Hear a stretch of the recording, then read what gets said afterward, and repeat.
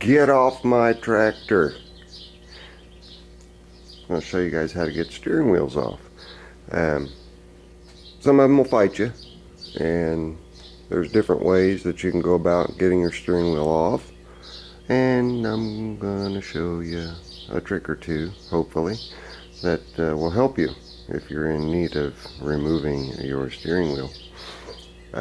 Tools that you'll need: possibly a torch, or a heat gun, even a hairdryer, even a Bic lighter, something to warm up the sleeve right around your steering column.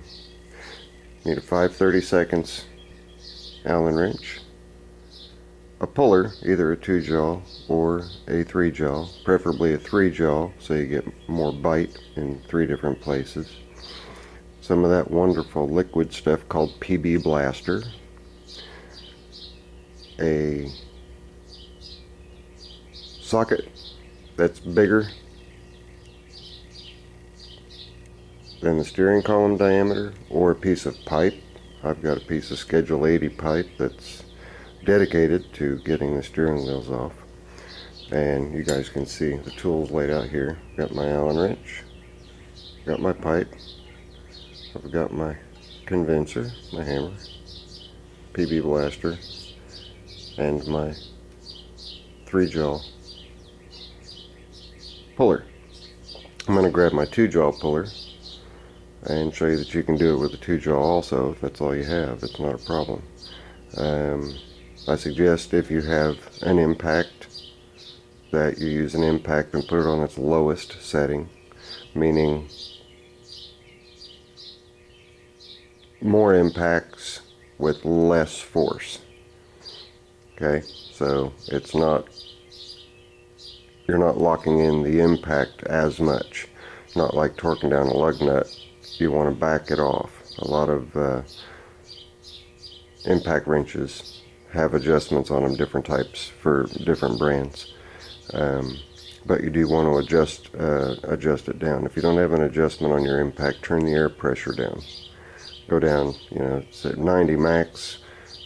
Take it down to 40 pounds, 50 pounds, in that area. Regulate your pressure down so that your impacts are less intense. The reason for that, it'll do less damage. This is soft metal. So let's get started. Got your Allen wrench. Got your PB Blaster with my WD-40 spout on top. And there's a slot, and that's where your drift key is.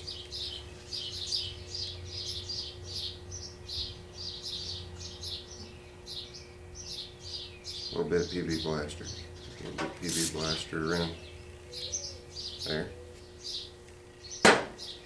Then take your set screw out. And a lot of times these things are in there pretty good.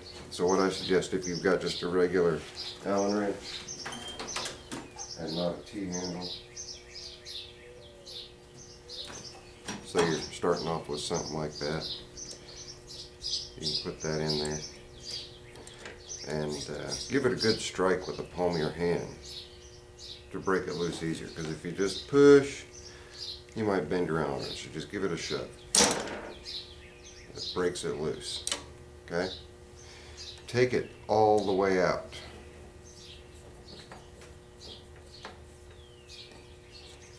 Remove it completely out of there. Then spray a little bit of WD-40 into where the set screw goes. Then take, and you guys might be able to see, I'm not sure. I'm going to move the camera and get things a little closer so that I'm concentrating just on the steering wheel here. Hang on just a second.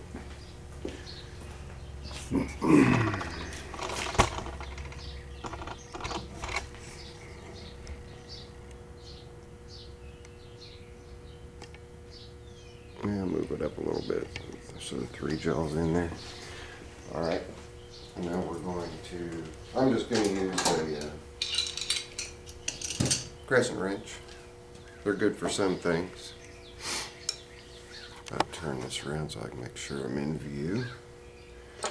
Okay, you've got that loose, you got that loose. If you need to, let it sit overnight, heat it up a little bit, what have you. Then take your punch and make sure that you are centered over it. And all you're wanting to do is just to break the bond between the steering column and the steering wheel. So give it a little whack.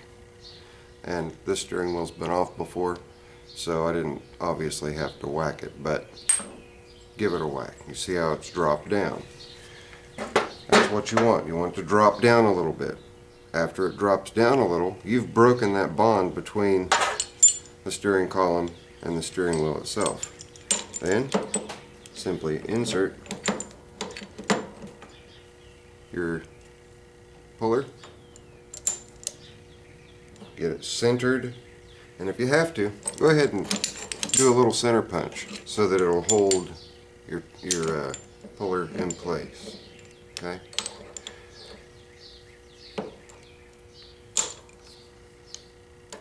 Tighten things down.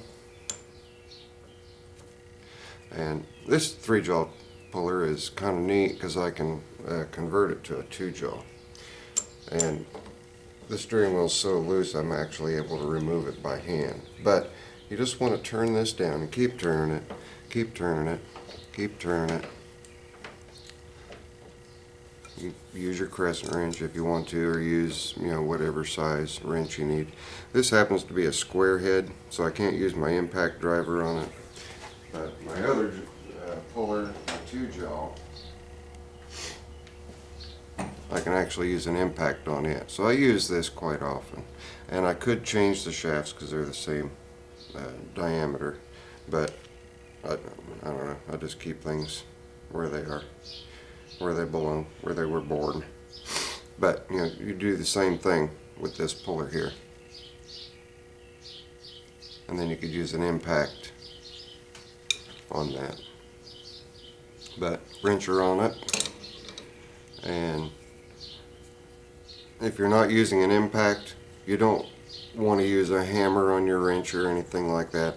If you have so much resistance that it's really hard to turn, get it to move up a little bit, knock it back down again a little. Move it up and down and up and down, and keep spraying it with PB Blaster and keep adding a little bit of heat to it. And as you do that, you are going to help continue to break that bond free. But that's the idea. And your steering wheel comes off. It's a happy day. Then your drift key, it is a Woodruff key. Okay, it is not a piece of yeah, you know what I'm talking about. It's not a piece of square stock, so you can't knock that out and then try to knock your steering wheel off. And then reassembly, if it's tight, clean the inside of that hole. Just run a fine rat tail file in there to clean things out. A little bit of sandpaper in there, whatever you want to use, and also make sure that your shaft is clean here. Then after you get everything all cleaned off and done, put yourself just a little bit of grease on there. That little bit of grease will keep. They have a product, it's an anti-seize product that you can put on.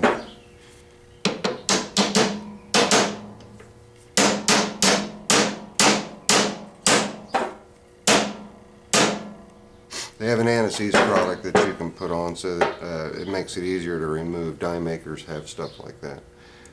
But when you're ready to put it back on, I've talked about this before, but you want to check the condition of your set screw and make sure that you have a good sharp edge where that's going to make contact with that Woodruff key and lock into it and stay in place. Nothing worse than riding along, mowing the grass, plowing, tilling, doing whatever, having your steering wheel pull off in your hand.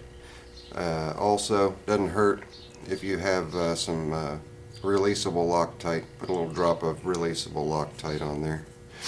But that's it. That is how you get. I need to lower that just a little more. There we go. Excuse me. Lovely allergies. But that's how you remove and reinstall a steering wheel on the old Allis Chalmers and Simplicity mowers. Excuse me, not mowers, garden tractors. This is your friendly neighborhood Zippo. It's time for me to mow. Hope this helps. Later. I'm out.